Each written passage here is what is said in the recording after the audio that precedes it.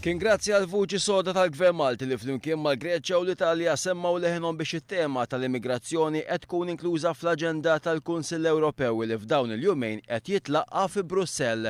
Dil proposta tresqet waqt laqgħat fil-Lussemburgu bejn il-Ministri għall-Affarijiet Ewropej fosthom dak Malti Louis Grech, propju lejliet il-bidu tat-taħdidiet fi Brussell.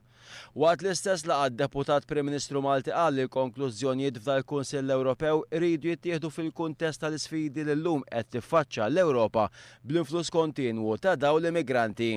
Id-deputat Prim Ministru Louis Grech semma kif sa issa l-Unjoni Ewropea baqgħet m'għamlet xejn minkejja diffikultajiet li ta' kuljum dawn l-immigranti qed jiffaċċjaw fit-tentattiv li jsibu ħajja aħjar.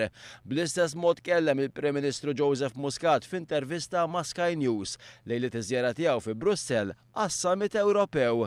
Il-Prim Ministru Joseph Muscat qal li jemmel li l-Ewropa qed tilab għall-ħin bit-tama li bħalma ġara fis-snin li għaddew, it-temp xitwi u l-baħar imqalleb imewtu din il-kriżi minħabba li inqas immigranti jaqsmu lejn l-Ewropa. Sa issa mill-bidu tas-sena l-hawn pajjiżna laqa 1964 immigrant.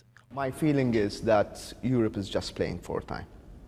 And the European Council this week will just say some words, hoping that the bad weather in winter will discourage the crossings, and hoping that people will just forget until we get to next May or June. More people will start crossing.